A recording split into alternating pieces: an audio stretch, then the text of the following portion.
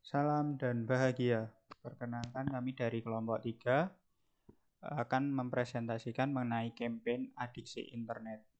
Kelompok kami terdiri dari yang pertama Henrikus Ega Bagastama, yang kedua Apsarini Arisanti, yang ketiga J. Sungsang Prakosa, yang keempat ada Silvi Navizatun, yang kelima ada Zukruf Kalyana. Kita mulai penjelasan yang pertama. Teknologi yang berkembang pesat dan semakin canggih membuat penggunaan internet menjadi kebutuhan sehari-hari, terutama pada masa pandemi saat ini. Internet juga digunakan untuk mempermudah kehidupan manusia karena banyak manfaatnya, selain membantu dalam komunikasi jarak jauh dan mencari informasi. Kehidupan yang dipermudah melalui internet memunculkan keinginan untuk selalu terhubung dan berjaring melalui internet. Padahal penggunaan internet bagai dua belah mata pisau yang dapat menguntungkan sekaligus merugikan ketika tidak dibarengi dengan kontrol diri yang baik. Penjelasan selanjutnya akan diteruskan oleh Apsarini. Menurut kominfo.go.id, semenjak dibuatnya kebijakan untuk belajar dan bekerja di rumah selama masa pandemi, membuat peningkatan penggunaan internet sebesar 40%. Hal ini membuktikan bahwa selama masa pandemi, kita semakin bergantung pada internet agar saling terhubung.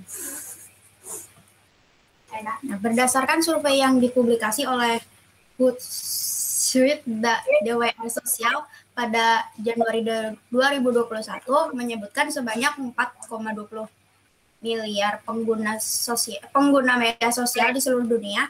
Nah, angka ini tuh setara sama 23% pengguna media sosial itu naik lebih dari 13% setiap tahunnya. Rata-rata waktu yang dihabiskan untuk bersosial media sebanyak 2 jam 25 menit. Nah, di Indonesia sendiri terdapat 170 juta pengguna sosial media di Januari 2021 atau setara dengan 60,8% dari total populasi warga negara Indonesia. Nah, pengguna sosial media di Indonesia meningkat sebanyak 10 juta atau lebih dari 6,3% antara 2020 dan 2021. Angka rata-rata masyarakat di Indonesia itu menghabiskan waktu sebanyak 3 jam 14 menit untuk bersosial media.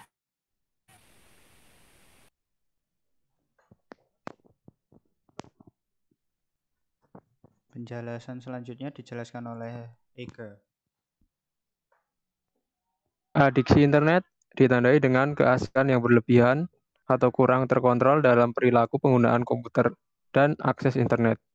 Keadaan tersebut bila berlangsung dalam jangka waktu tertentu dapat menimbulkan pengaruh yang buruk bagi kesehatan, psikologis, dan sosial.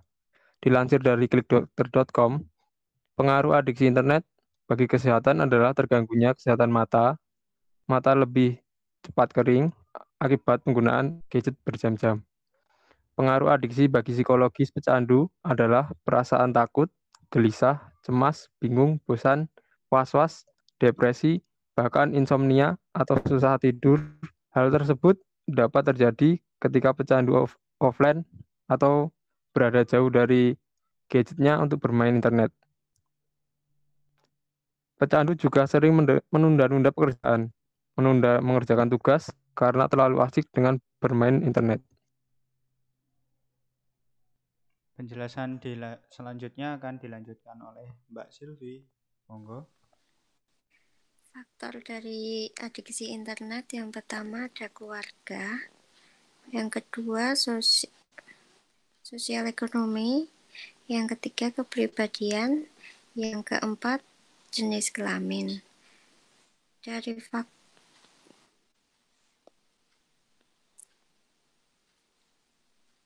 Dari faktor keluarga, itu seperti hubungan dalam keluarga yang terbukti memainkan peran dalam adiksi internet di Korea, menunjukkan bahwa terutama untuk remaja, kurangnya lingkungan keluarga yang mendukung dan komunikatif dapat memperburuk penggunaan internet. Pola pengasuhan negatif pada perilaku dan gangguan keluarga memainkan peran penting dalam orang yang adiksi internet. Yang kedua, faktor sosial ekonomi meliputi pendapatan keluarga, jumlah anggota keluarga, dan pekerjaan kedua orang tua. Yang ketiga, faktor kepribadian.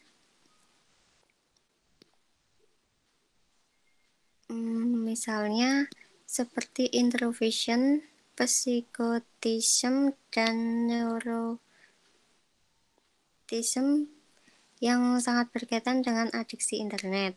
Yang keempat ada jenis kelamin, yaitu salah satu contohnya yang di Cina yang mengemukakan bahwa secara signifikan laki-laki lebih cenderung mengalami adiksi internet daripada perempuan. Lanjut. Nah, penjelasan selanjutnya akan diteruskan oleh Sungsang. Dalam kasus adiksi itu ada beberapa komponen. Komponen yang pertama adalah salience.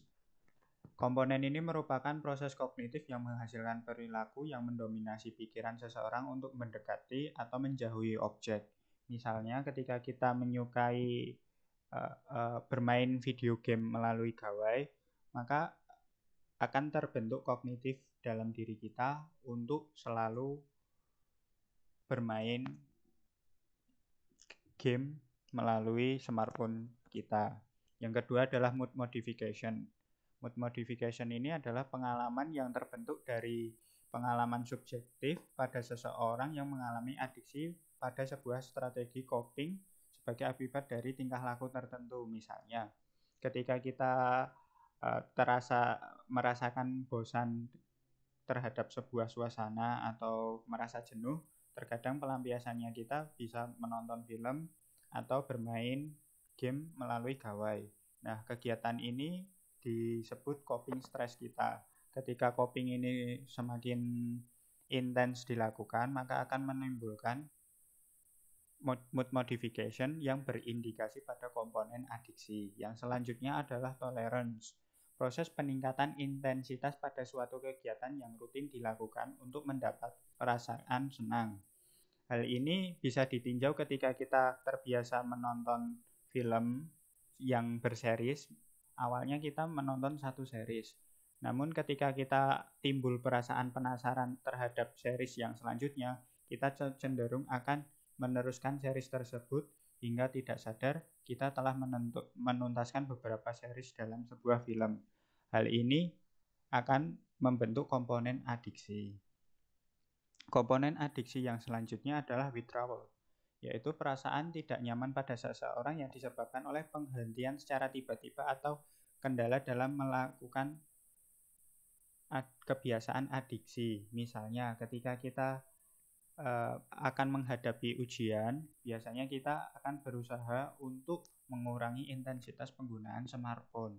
Tetapi ketika kita menguranginya secara tiba-tiba, tentu akan menimbulkan perasaan cemas dan gelisah ketika kita tidak menggunakan smartphone seperti intensitas yang biasanya. Hal inilah yang membentuk komponen withdrawal. Yang kelima adalah komponen konflik.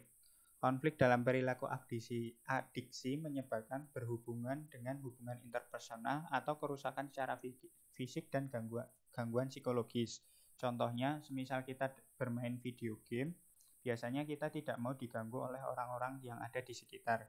Ketika kita dimintai tolong untuk melakukan sebuah hal, sedangkan kita sedang fokus dalam sebuah permainan, kita akan cenderung melakukan penolakan dalam perintah tersebut. Nah, kadang penolakan ini menimbulkan konflik yang secara tidak langsung akan membentuk komponen adiksi, yaitu komponen konflik.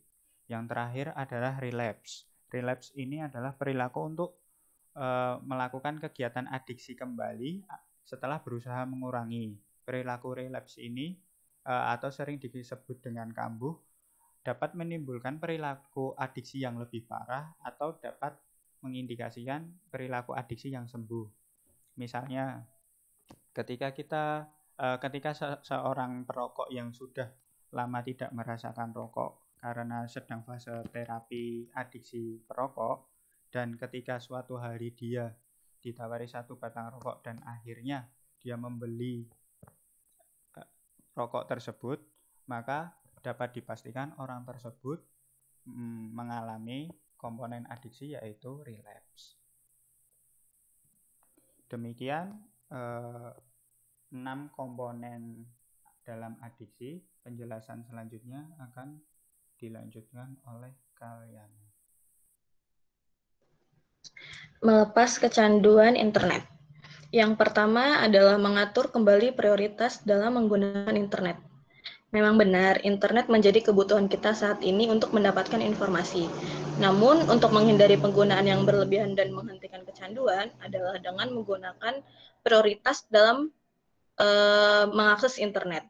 Ketika menggunakan, kita harus sering mempertanyakan, apakah hal yang kita cari ini memang untuk kepentingan informasi, atau malah ketika bermain internet kita sering terdistraksi untuk mencari hiburan seperti membuka sosmed, atau bermain games online, yang itu malah membuat kita menghabiskan waktu untuk membuka internet. Alangkah baiknya kita membuat prioritas ketika menggunakan internet. Lalu yang kedua, kurangi penggunaan secara berkala. Menghentikan kebiasaan memang tidak mudah, apalagi jika sudah dalam kecanduan.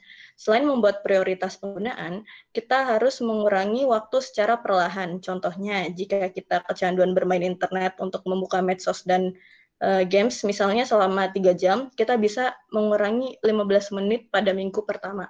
Lalu, jika 15 menit itu berhasil kita lakukan selama 1 minggu pertama, nanti kita bisa tambah intensitas waktunya misalnya menjadi 20 menit atau 25 menit.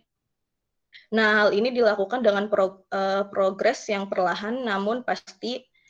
Jadi, jika progres ini tetap dilakukan, maka ini akan menghasilkan menghentikan bermain internet. Lalu yang ketiga, membuat time management. Waktu sangat berharga bagi manusia. Agar waktu tidak terbuang percuma, kita perlu membuat time management termasuk dalam penggunaan internet. Nah, ketika kita melakukan time management ini dan berhasil, kita bisa menggunakan waktu yang biasanya digunakan untuk bermain game untuk untuk menggunakan hal lainnya. Lalu yang keempat, mencari hiburan di dunia nyata. Mencari hiburan di dunia nyata membuat perhatian dan fokus kita akan teralih dari internet. Hiburan bisa berupa bermain olahraga fisik dengan kawan atau membaca buku, yang tentunya malah lebih bermanfaat daripada bermain internet. Lalu yang kelima, mencari kegiatan yang disukai dan bermanfaat. Ketika kita sudah membuat skala prioritas, mengurangi waktu bermain internet, kita dapat menggunakan waktu yang ada untuk melakukan hal atau hobi yang kita sukai. Hal ini sangat bermanfaat untuk mengasah keterampilan kita. Lalu yang terakhir, perbanyak membaca literatur tentang dampak negatif penggunaan internet yang berlebih. Dengan mengetahui banyak hal terkait adiksi internet, kita akan lebih mawas diri. Karena kita lebih mengetahui dampak negatifnya, sehingga kita bisa menghindari hal tersebut. Selain itu, dengan memperbanyak pengetahuan, kita dapat memperoleh informasi yang nantinya dapat dibagikan pada orang lain agar mereka juga lebih mawas diri terkait penggunaan internet. Sudah, Sang? Baik, terima kasih atas penjelasannya. Berikut ini adalah tampilan poster kami mengenai adiksi internet. Beberapa informasi yang cukup penting dan beberapa tips dalam penggunaan internet diharapkan mampu memberikan informasi kepada para pembaca dan lebih berhati-hati ketika menggunakan internet. Demikian presentasi dari kelompok 3 mengenai adiksi internet. Kurang lebihnya mohon maaf. Atas perhatiannya terima kasih. Salam dan bahagia.